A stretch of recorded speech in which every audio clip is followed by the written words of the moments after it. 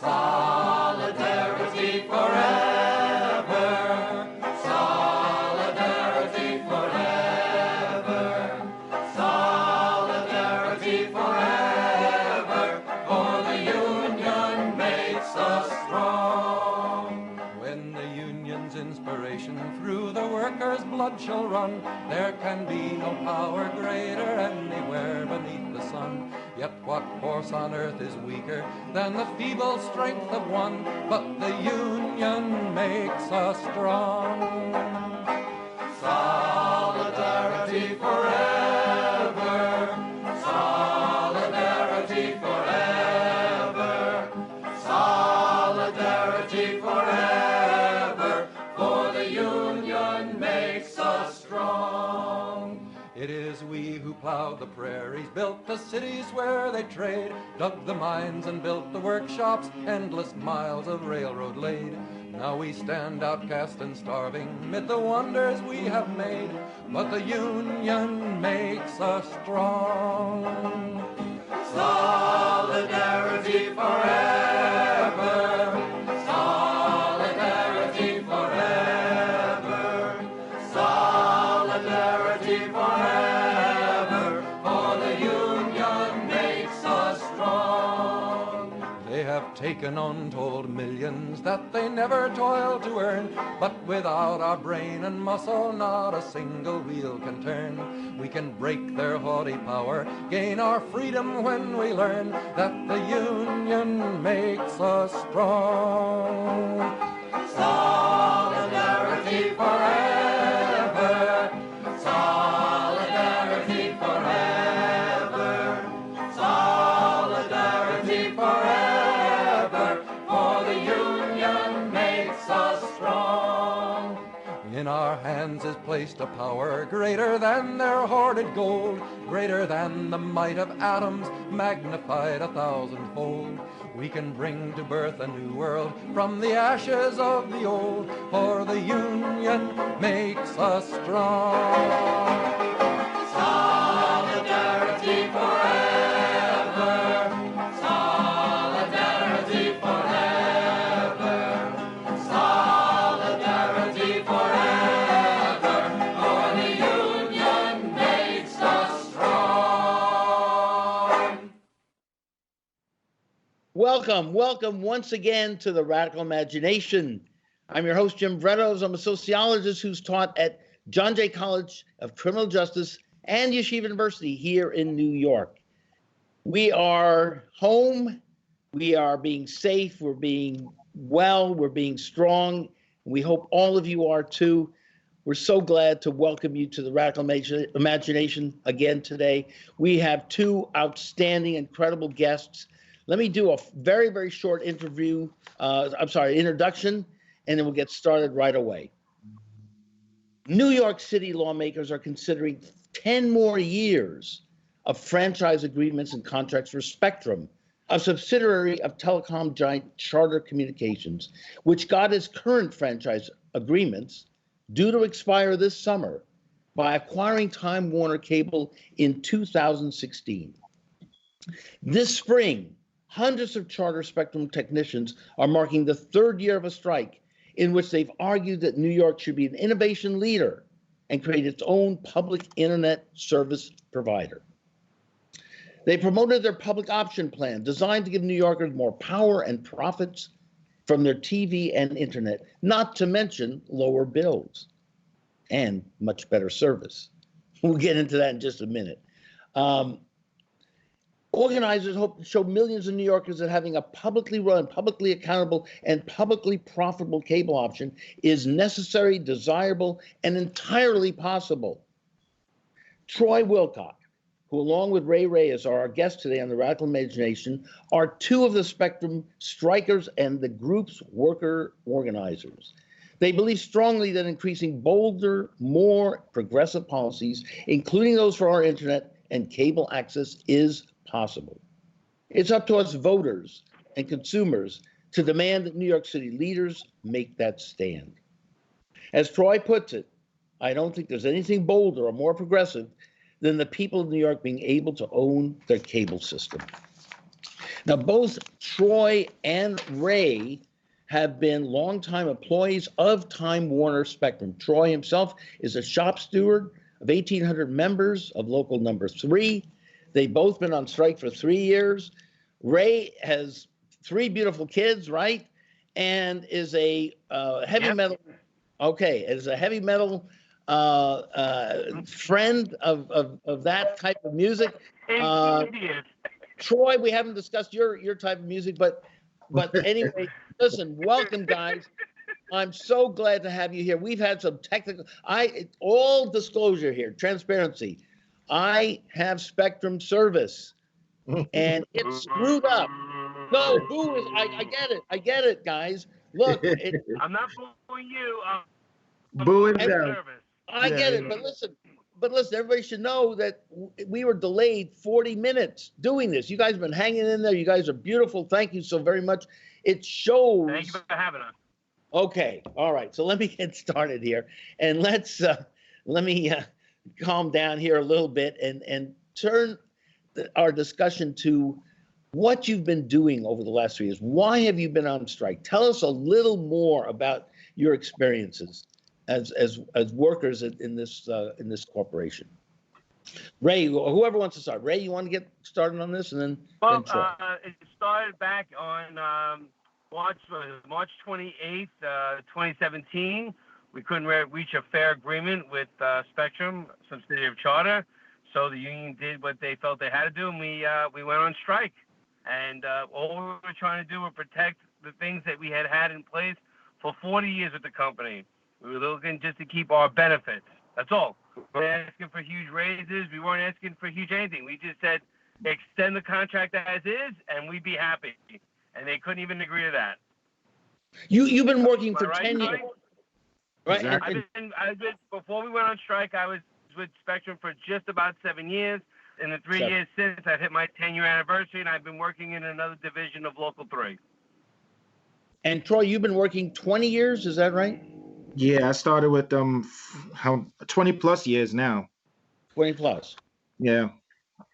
So go ahead. No. So what made you join this movement?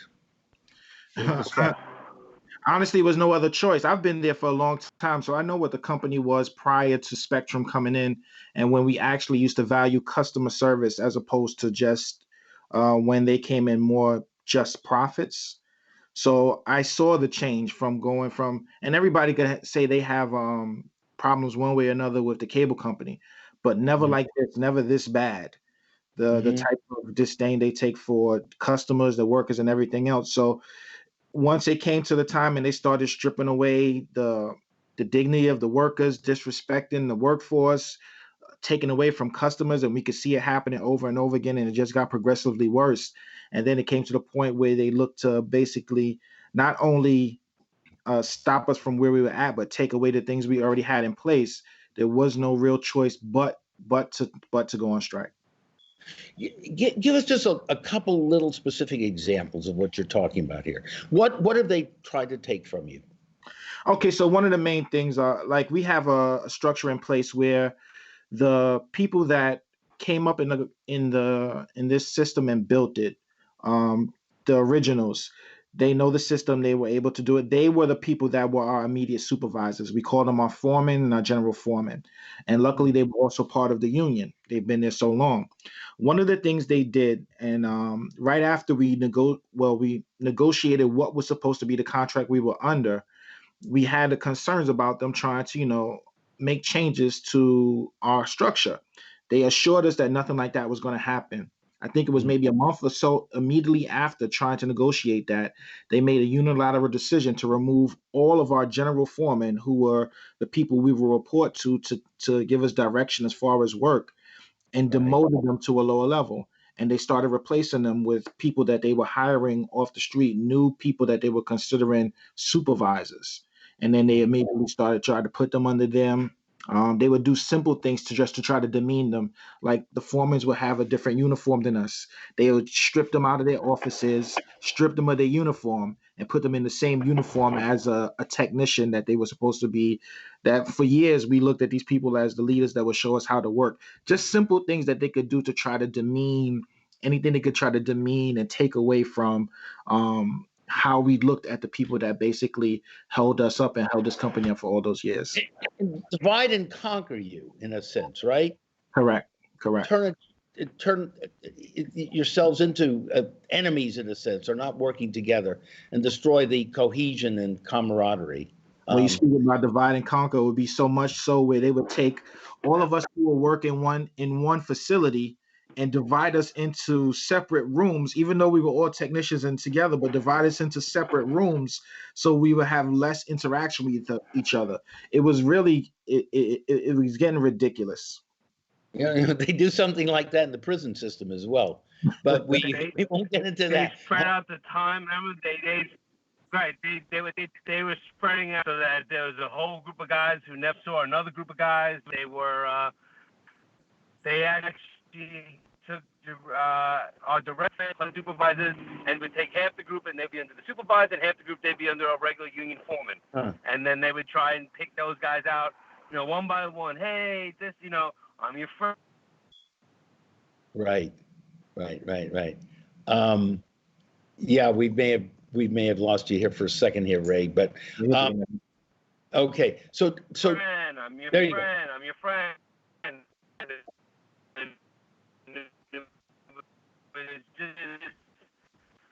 All right. It was horrible. Okay. Oh boy. I think you got the point of what he's saying. Horrible. Well, we got the point. Let Troy take over here for a minute. All right, we definitely got You got it. All right, we got. So you all are taking this route now, this attempting to build a public utility provider. Tell us why you're doing this, what this is about, and what difference would it make to the New York City consumer? How would you try to bring this about? Why would you need to do this? And why is it so revolutionary in a sense? Well, they say some of the best inventions come out of the need of trying to solve a problem. And I think that's what happened here. We never really thought about it because if you're working properly, there's no need for it. And as the strike went on, and it got to the point where we sat down at the bargaining table, and one of the chief negotiators for the company sat and told us on their mother's grave, they'll never give us back our medical or retirement benefits. Wow. You start to get to a point where it's like, okay, this is more than just business now, because a business person doesn't sit down and discuss things like that. This is something where it's a personal attack for them trying to go after and bust the unions. So if that's the case, then what other options do we have? And we started to think. So our first option, we tried to go and speak with the mayor's office. We figured that if we can go to the mayor's office and have the city take over the cable company as opposed to Spectrum, we can be basically cable company for the city, provide the service that we know that the people want, and also this will help feed the city as an economic engine as well. Okay. We actually went to one of the town halls. We have it recorded, and we put it on the site when we spoke to the mayor, and they said it was a good idea. But from who did you talk to here? Is this de Blasio? Yeah, it was de Blasio directly. Yeah. Okay. So during that meeting, they set up and gave us a contact in the mayor's office that we were back and forth with. But that back and forth just kept going back and forth, and it really led to no productive path going forward. So then we thought of what else can we do, and that's when the point we thought of, you know what? We are the ones that built the system. We know it. The customers want the service. Why not we join with the customers and we have a public option where we are actually the owners instead of the city? So we don't have to worry about any middleman. We'll be the ones providing and using the service. And that's when we started moving towards that direction. So the consumers and the technicians, the workers who knew the system and knew how to operate and maintain it and so on, would be partners in this, correct? Correct. Right. So the plan is to have 1 million people of New York City. There are 8 million people in New York City. 1 million people plus us be the owners of the system, and we will own it and operate it, provide the service. What we can do is make sure we have much lower costs. That'll be stable.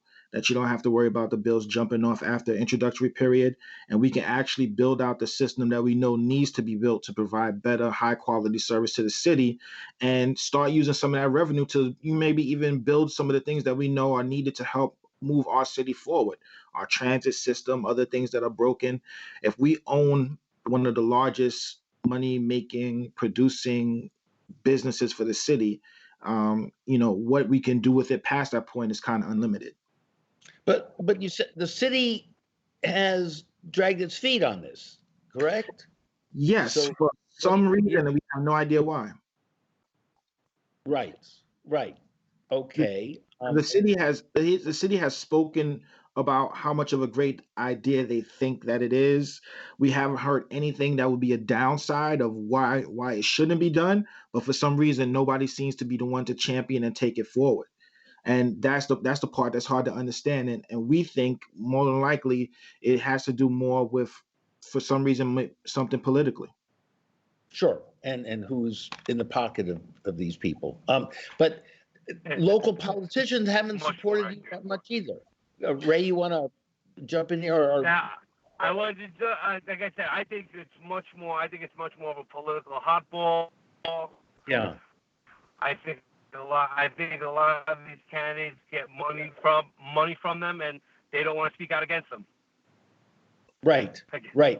But even some of the so-called progressive candidates, have you had support from any of these people?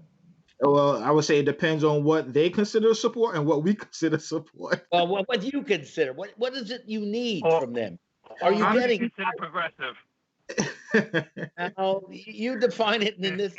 Well, somebody that would support this public option, right? Well, what we would consider support, and this is the thing, what we see it as will be the simplest thing in the world is just to speak about it.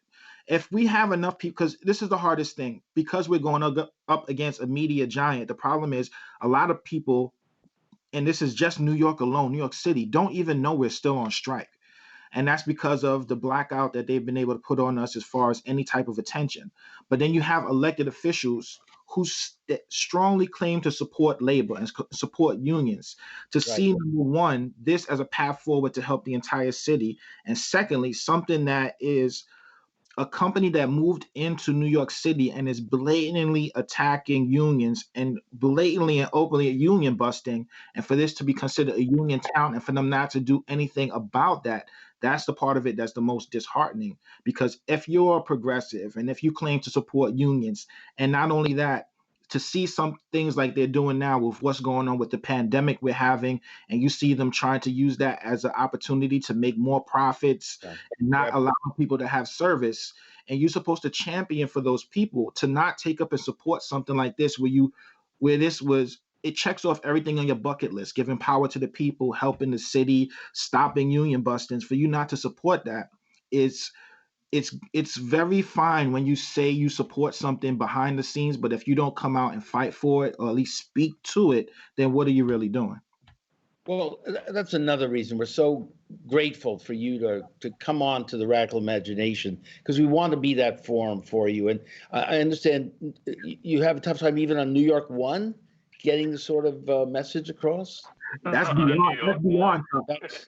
That's one. Okay, so that's beyond tough. Yeah. All right. Okay. So not only tough, that they like just blatantly won't go after us, and it's not no real beef with New York One. New York was fine when it was New York One. I mean, we had them for the city for a while. Everybody loves New York One. When they became Spectrum News New York One, okay. That's when the trouble started. Yeah, when they became Spectrum News, we would rally right outside their door, and they wouldn't even mention it. Like, you don't see those guys outside. You don't see those guys outside. These are not the technicians you're looking for. Yeah, you're invisible. But now wait, I failed to mention in the introduction, you have a show of your own, right? The New Labor Movement. That you're co-host of that. Yes, we do. Now, when is that on? When can people see that? In Queens, it is on Channel 79 every Saturday from 6:30 to 7. You have to check your local listings. I'm not as familiar as Troy is with all the other boroughs, Oh, there's Troy again. Troy can tell you all the other boroughs. Yeah. We've done a bunch of shows. We've been getting a good positive response, and we're looking Yeah.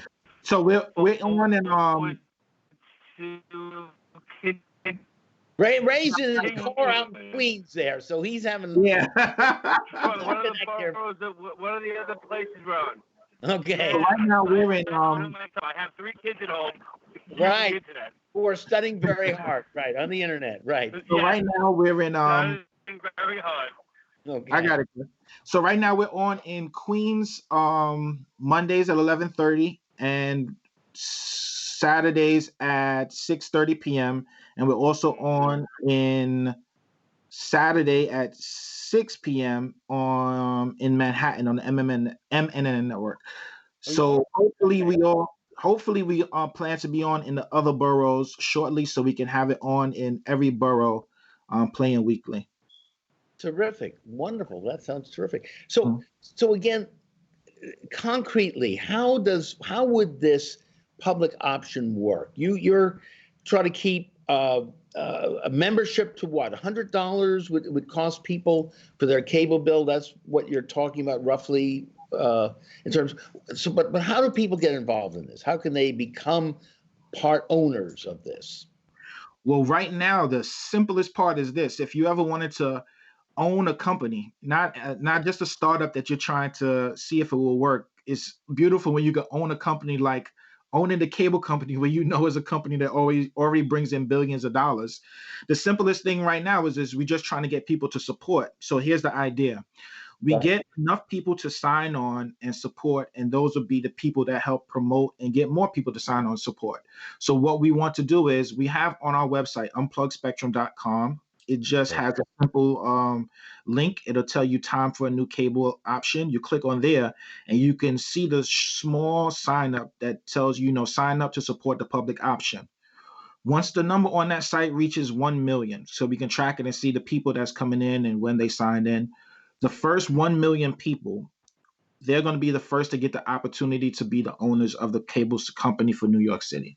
So just because you sign up as support doesn't mean you want to be the person that owns it, though. So it may be people with support, it may be people that are willing to own. So keep signing up. But once we reach 1 million, once we reach 1 million supporters, that's when the ball starts rolling. That's when we actually have enough people put forward that we can get this thing rolling.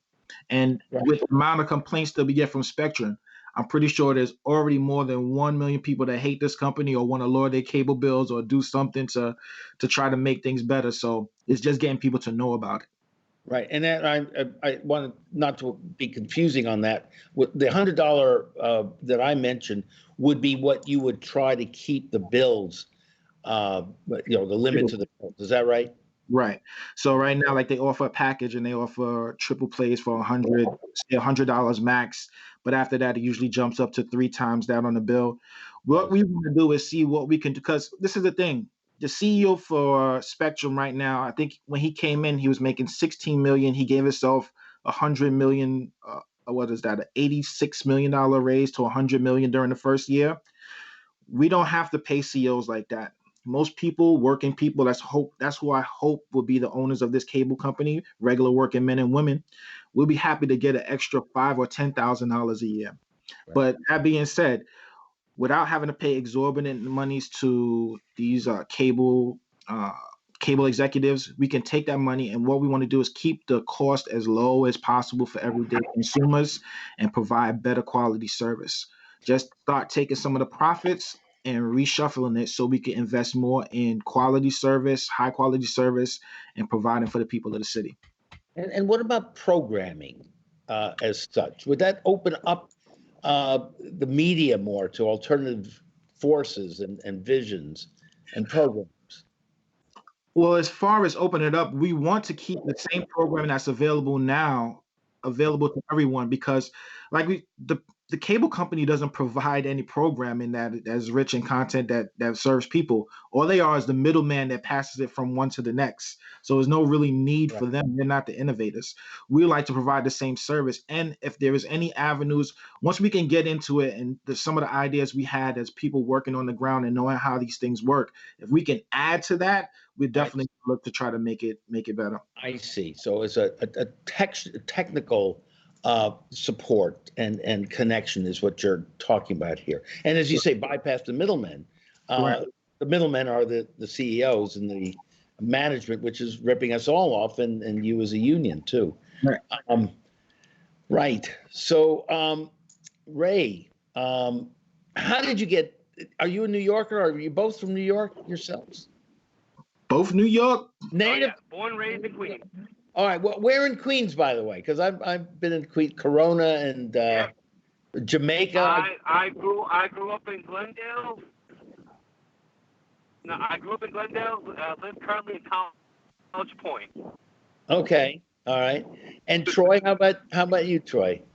Born and raised in Brooklyn. I was a Brooklynite. Okay. Well, I have connections there too with Bay Ridge, and it's on the Greek side. Okay, a lot of Greeks out there, and so we understand. We're New Yorkers, and we understand this. I think at a gut level. How do you think this might play across the country? Wow. Now that's a big one, because I'm pretty sure as bad as we don't like the cable company here in New York, I'm pretty sure in other states, people similarly do not like this cable company. If this is the case, and this is something that takes place where it works here in New York, and this is one of their largest markets, that system, if the workers are in the same position against the company the same way we are, the customers are, this can happen state by state by state to this company. But that's not what we're looking to do right now. We're looking to start here and focus here on New York. But they might have created a problem for themselves that's bigger than anything that they thought they were getting into. I see. I think it's smart. Yeah. Go ahead, Ray. What this does is this gives people a choice. Interesting. Once people see that it's possible, then the ball starts rolling from there. Right. Now, the agreements with Spectrum are over the summer, right? So decisions are going to be made, right, in the spring and summer. So this is really coming up. And so what happens if we still have Spectrum? You're still going to pursue this other option, correct? Correct. So what happens is, whether they're here or not, our choice is, number one, for the city to talk the way that they speak of, and this is what we're talking about as far as support. They've all basically made statements saying that Spectrum, what they're doing is horrible and they shouldn't be allowed in New York. The franchise agreement, this is their chance to actually put some action to that words and at least deny them from having the franchise without any objection. That's step one. But even if their franchise is renewed and they're allowed to stay in New York City, that has no obstruction from us still coming in and being a cable provider and operating directly next to them.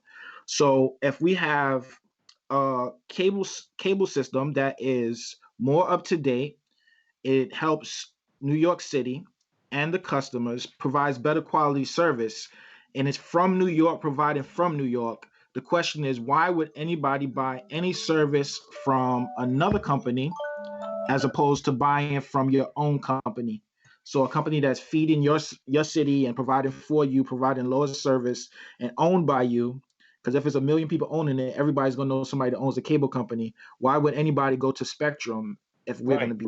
So that's the deal, though. You still need to get the million people there behind it and so on. Correct. Right. Are there going to be hearings, or there's some way that the public can go and listen to the debate? During the summer. During They're coming up during the summer.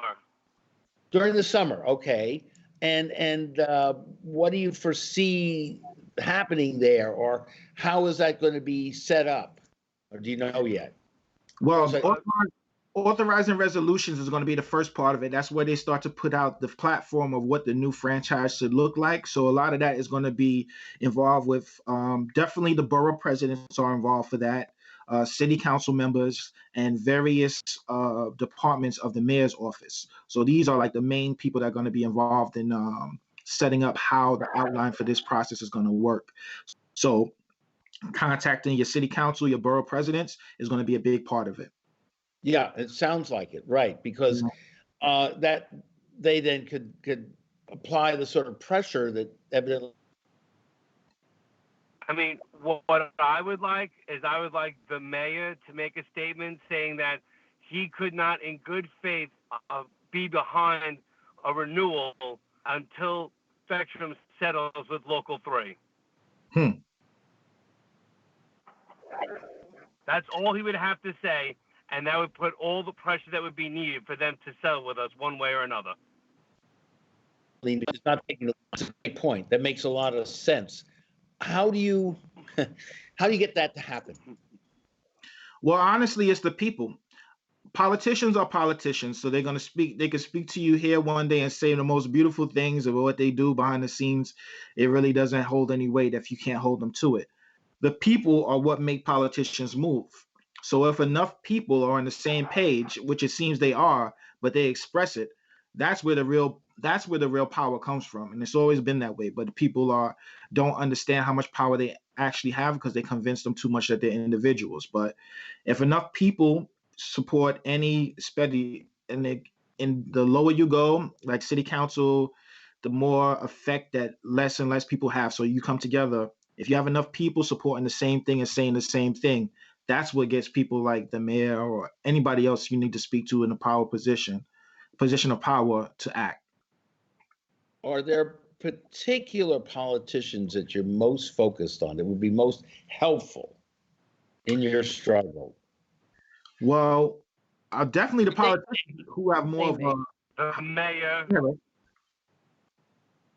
But we do have we have a number of so-called progressive legislators, like our too. mayor. No, that's what I was going to say. Like, there are people that have a high platform within the city, and we look for them to say stuff for them. You know, like you see Schumer is on TV all the time. Definitely the mayor. AOC is a national figure right now. Well, one would think AOC would be a natural for her. Rest. Think about this. One of the garages that have been on strike for 3 years, we are in AOC's district, and yet we have not heard one thing from her. Yeah, that's the hard part because, like I said, you see them on TV all the time, and you look and you say everything she says, like, damn, that's exactly what we are. Damn, that's exactly, it's like check mark, check mark, check mark, check mark, and then you can't understand. Like, wait a minute, in this city, why are you not mentioning it? Why haven't you said anything? And that part kind of baffles you because it's not like it's. Devil's advocate guy. I mean, she's got so much on her plate, right? All right. I mean, does she know? Has she been reached to the extent that she needs to be reached to really come to grips with what you're talking about at this point? I play the same devil advocate that you did because I'm like, I try to make it.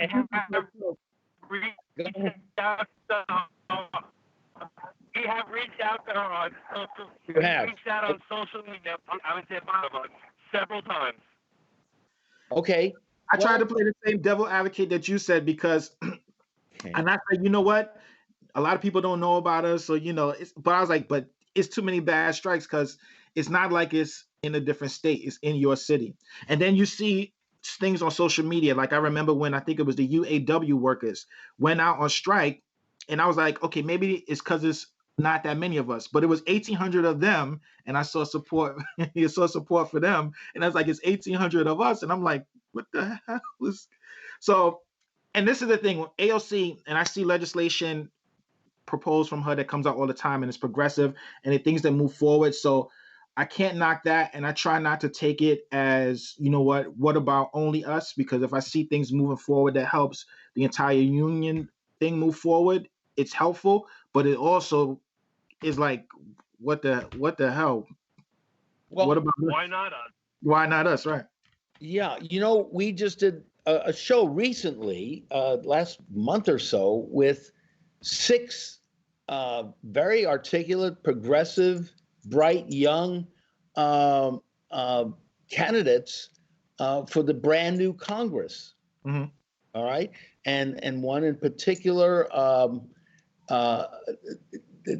Miss Lopez, Samilis Lopez is running in the Bronx, in the South. Very, very strong, very smart she's- candidate. Absolutely. We bumped into her a couple of times already. Yeah. Okay. All right. Well, she was on, and then several others who were. I was very impressed with them. I mean, these are the sort of people that we need to contact here, and spread the word around so that they can start talking this up. Correct? Yeah, we definitely have a list of candidates that are running for office that we plan on having at least talk to, or if not, come on our show so they can speak and have a platform to speak as they're running for office. But some of the people you spoke to, like Ms. Lopez, Melvin, a couple of other candidates we spoke to are very, we like the progressive nature, the things that they're talking about putting forward, and the fight that they have in them as far as fighting for people. Right. Well, we ought to you have them on your show, and let's talk about that. Let's bring people on, have you on, and we'll have a conversation and a dialogue on this. Okay. Well, we have still about 10 more minutes to go on this. So tell us a little more about what you're all doing right now. You're on strike. Right? How are you doing? How are you surviving and carrying on and making ends meet and so on, and carrying on this struggle in the face of if not outward opposition, but at least people who aren't really paying much attention to you guys yet? Well, attention is one thing. Attention is the main thing. And right now, it's even more difficult. So you figure this March 28th just marked our 3rd-year anniversary on strike. Okay. And our plan was now, especially with the franchise agreement coming up, to try to highlight that and make sure we get as much attention as possible. And then we are now in the midst of this pandemic. So for someone who was already scraping by and trying to hold on to whatever they could to get by, and now to have this put on top of us, where a lot of us are losing whatever pieces of jobs we can pick up to just hold on to this point. Now it's going from bad to dire. To dire, yeah. A lot of us have been. There's a portion of us who are able to find work. I'm afraid we're not getting. Yeah, no, listen, Ray, yours is chopping up. You're cutting up. Group of So guys were old enough to retire. Other guys had a fun. Some guys, a lot of guys are just piecing together. Sorry. Okay, no, we're gonna have to, let. Yeah, Ray, yours is dropping out badly. Okay, but Troy, why don't you take over here a little bit more and I know Ray wanted to chime in because he was right now the jobs that we picked up. He just got basically the job that we were picking up to keep going. He just got put off of work right now. So because of the pandemic, so it's like it's going from bad to worse, and it seems like nobody's out there supporting you. One of the great things we had on the 1,000th day of our rally, we reached out to almost every elected official in the city, and it was a good amount of them that came out to support us. What was disheartening was that some of them didn't even bother to respond to our request to come out, even to say yes or no. But it was hard because you feel nobody's supporting you. But the people that did come out, it made us, give us a little pickup to show that, there are still people still supporting us and that were willing to help us. But the thing is, we just want to ask is just to, if they think there's nothing they could do legislatively, if they could just support us to let people know that we're out there and what's going on. I mean, that would be the biggest help that we can have right now. Troy, are you there too? Yes, Can you hear me? I can hear you now. Okay. My point was on a positive note. You've heard from Bernie, haven't you?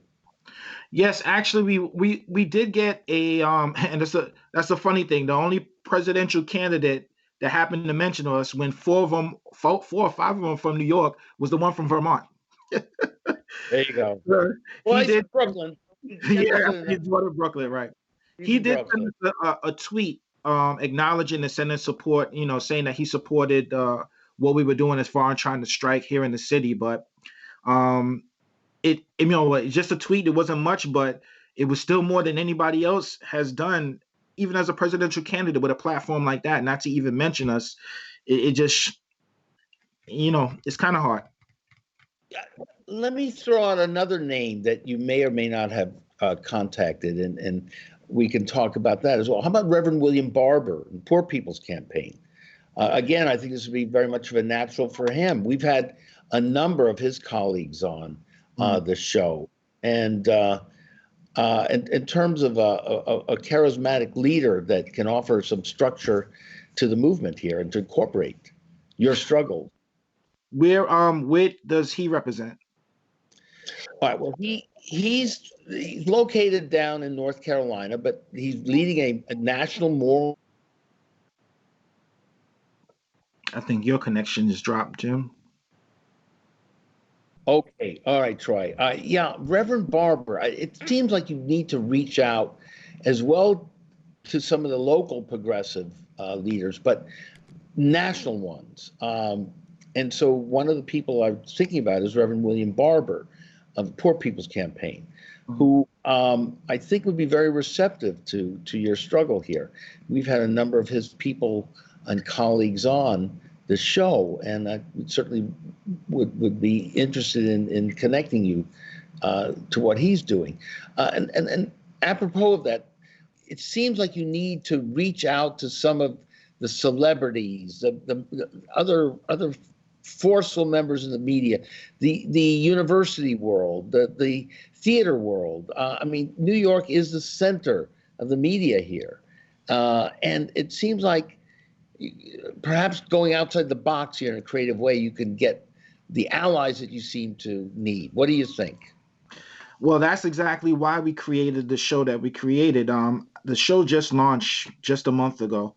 We have only 4 episodes out now, but one of the things that we thought of is a way to try to get attention is through television. That's the best way to do it. So our show is not particularly just around the strike. The reason we created it is because we don't know which community groups to reach out to, which leaders to reach out to.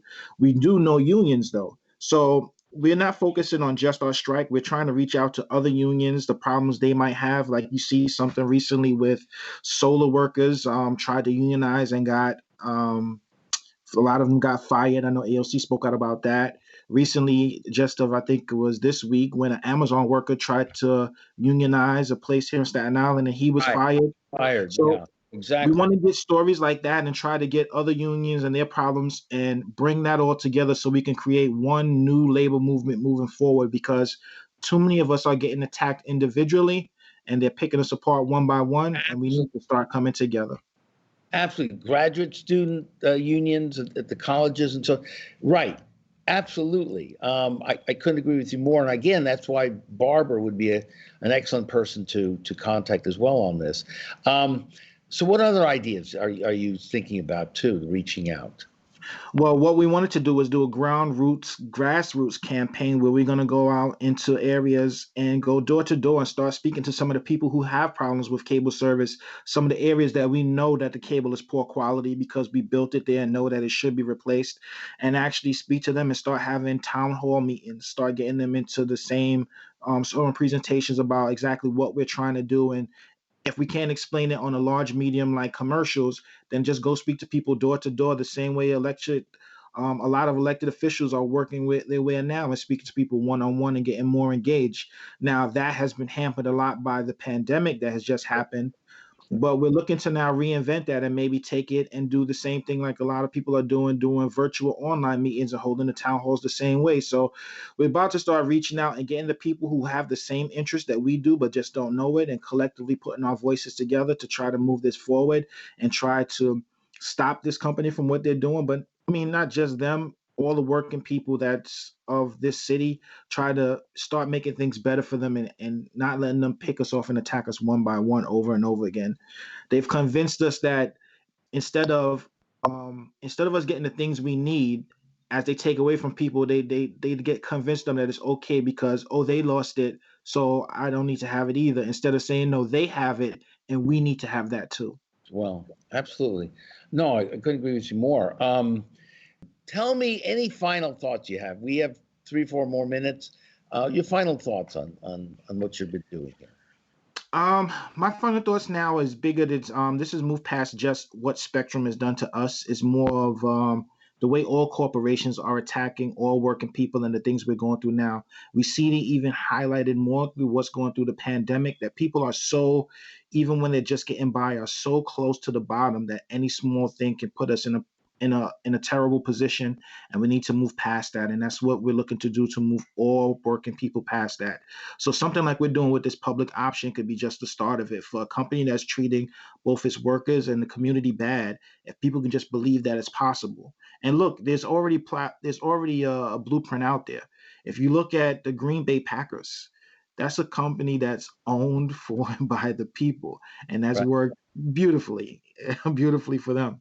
And just to take that same idea and to be able to start a company with nothing more than just your signature on a piece of paper and have an opportunity to own a multi-billion-dollar company, I mean, that opportunity is unbelievable. So if we can just start instilling people that what corporations have told you, and that the only way forward is to work to your last bit of bone and have very little, is not the only answer, and they believe that there's something else out there available to them, then we can try to start this movement going forward and try to help everybody moving forward.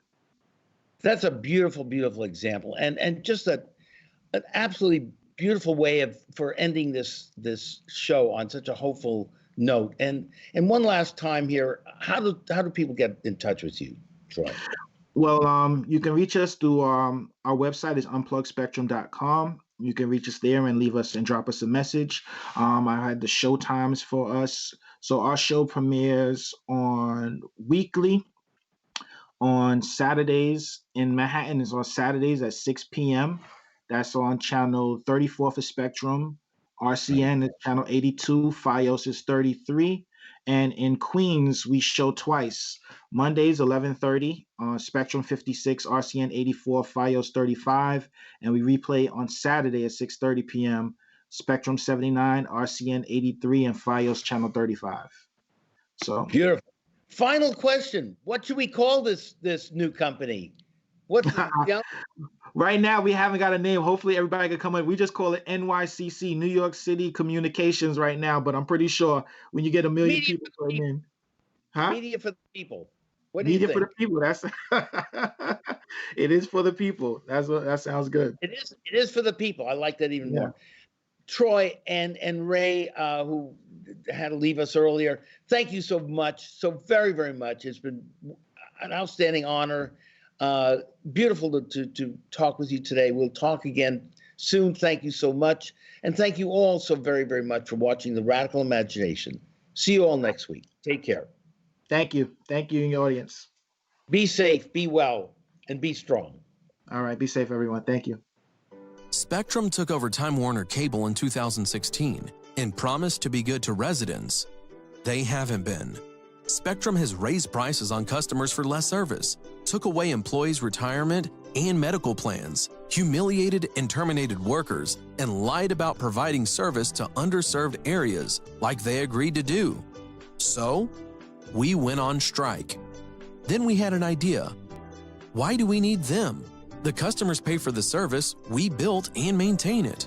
So why do we need the people who just raise prices and ruin things? We don't. The customers hate this company. We hate this company. Why not join forces and get rid of them? So, the plan is to fire Spectrum and put new owners in their place. The new owners are us. With the public and the workers as owners, we can put new management in place to focus on customer service and quality. Then we can collect the billions of dollars we have been paying them to mistreat us and use it for our city instead. Go to unplugspectrum.com. Click on Time for a New Cable option in the middle of the screen and fill out the form to show your support.